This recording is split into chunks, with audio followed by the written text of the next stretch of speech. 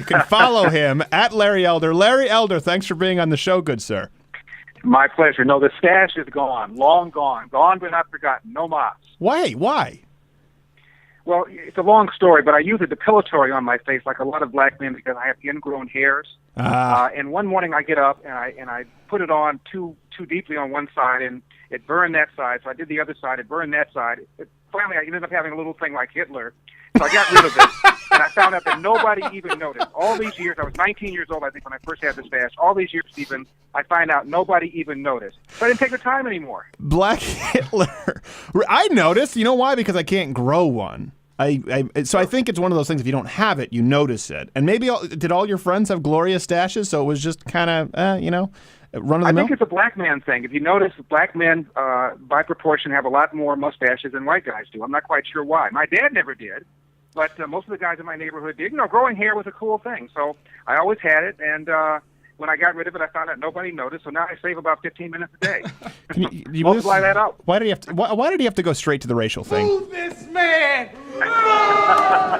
Goes right to the racial thing. Because we got a Supreme Court nomination happening, and that's gone racial. You hear about that? Lawrence Tribe is a Harvard professor. He says the reason the Republicans are throwing sand in the gears is because Obama's black. Yeah. Now, never mind. Obama wanted to filibuster Sam Alito. And Obama apparently is not going to the funeral of Antonin Scalia, so maybe he's got something against Italian Americans. If you want to bring the race card up. Well, back to the mustaches, too, if you're talking about Italian Americans. Listen, forgive me as a layman. You're obviously a much more informed and well-read gentleman than me. If it's not the Senate's job to sort of assist in this vetting, I'm a little confused as to their role. What's unconstitutional about this? Well, the Senate's role is advise and consent. They ultimately have to vote on the nominee, but there's no rule that requires them to vote on the nominee, let alone vote on the nominee in a president's lame duck year. Right. Chuck Schumer in 2007 and Bush's last year said he wasn't going to approve any nominees whatsoever. Barack Obama, as I mentioned, joined a filibuster to stop Sam Alito from even coming to the floor for a vote. So when the shoe's on the other foot, these guys have no problem whatsoever trying to get their guys to. When it's not, then they yell and scream. It's all politics. The bottom line is there will be no Supreme Court nominee until Obama is gone. It'll be up to the next president because the Republicans won't have it over their dead body. And if we're the other way around, the Democrats will be doing the same thing as they've done in the past. Over your dead body. Well, if you're talking about running against the Hillary Clinton, your punishment must be more severe. It's quite possible. So, okay, Mr. Elder, this is important, but I also sort of wanted to talk, because you were really obviously with the Clarence Thomas thing at the forefront, and that is interesting to sort of go back to.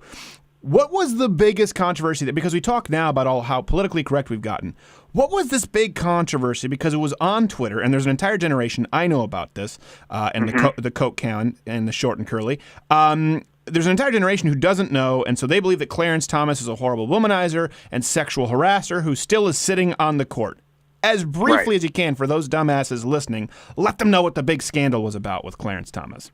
Well, first you have to go back to the prior nominee, and that was Robert Bork. Right. Robert Bork in 1987 was nominated by Ronald Reagan. Now, normally these things don't make any real difference, but Bork was going to replace a liberal, and the court would have then shifted 5-4 in favor of the conservatives. Believe it or not, Antonin Scalia, arguably the most conservative justice who's serving right now, or was serving, got confirmed unanimously, not a single vote against him. Right. Ruth Bader Ginsburg, very liberal, not a single vote against her. Nobody cared until all of a sudden the court was going to shift from liberal to conservative, and then Robert Bork was nominated, and he was called everything but a child of God. He was defeated on the floor, so Reagan submitted another conservative, a black one, hoping that even the Democrats weren't going to stop this guy because he would have been the second black guy to be on the Supreme Court. Sure. But it turns out that a woman surfaced named Anita Hill, who used to work for him, who claims he sexually harassed her. What did he do? He apparently hit on her, not physically, just made moves on her, didn't touch her, and apparently said, for some reason, there's a pubic hair on my coat. All of a sudden, all of a sudden he's a serial rapist. Hold on. It's just because you run through such a serious series of events. Just gotta toss that one in Just there. toss that in there with a straight face, and that was what it was. It was something like he was like kind of in a break room. I was telling Not Gay Jared about this. He's younger, and he didn't really know the story. I said, yeah, his big sin was he said, look at this. So someone's pubic hair in my Coke can, and kept on walking, and that was the big thing. He had just gotten divorced. He was apparently lonely. He was hitting on this woman at work. And this is his clumsy way of doing it. But he didn't touch her, didn't harass her, he didn't assault her, he certainly didn't rape her. And why this was a big deal only was because of the politics. Anyway, Clarence Thomas is there and apparently has not put a pubic hair on anybody's coat since then. So he's reformed. Well, I wonder if that's a problem with when you had the mustache. If that can be confused if you leave it there and you're burning it off and you have the half Hitler and you're leaving hairs everywhere. So what's this on the Coke can? Larry, I hope, as a matter of fact, they would hope Larry had taken a sip of your Coke. Wouldn't you? Well, so it's another thing I don't have to worry about since I don't have the stash. That's a high-ticket eBay item. I still have his stash, but he doesn't drink Cokes anymore. Well, yeah. Well, it's fun. I just wanted to briefly touch on that because he was trending, I'm sure you saw on Twitter, where people were praising the death of Scalia. They were, thrilled with it. Listen, and I will tell you, I made fun of Ted Kennedy when he died because, he killed somebody. So I don't begrudge people for that. I just point out the hypocrisy that the left demands respect when their people pass, and of course they show none. Well, here's another level of hypocrisy. When Scalia died, there were a whole bunch of tweets saying, what is Clarence Thomas going to do now that his puppet master is dead?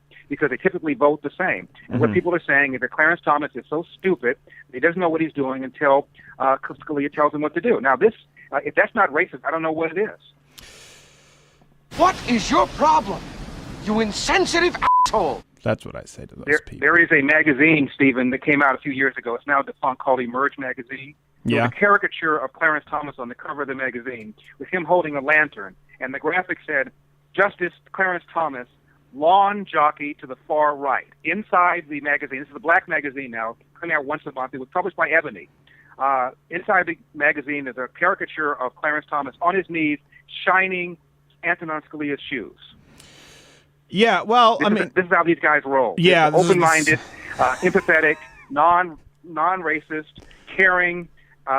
We care about black people, left-wing, until there's a black conservative who, of course, refutes the whole narrative that blacks are oppressed, that the man is still holding us back. And so somebody like Clarence Thomas, and if I may say Larry Elder, are a direct threat to that narrative, and therefore we have to be maligned as Uncle Toms and sellouts. Right, and also that caricature is inaccurate because the one time I've seen Antonin Scalia with a full shot, which I'm sure no doubt thrilled Dick Morris, he was wearing brushed suede shoes. You don't need to shine those. So the left does not care about accuracy. I won't be questioned on my accuracy. No, they don't. They couldn't care less. No, they couldn't. No, it's funny that you may not know this is part of a full podcast, a full 3-hour program that you can hear every week, not only on radio, but click the box right next to me so you can see the full live version.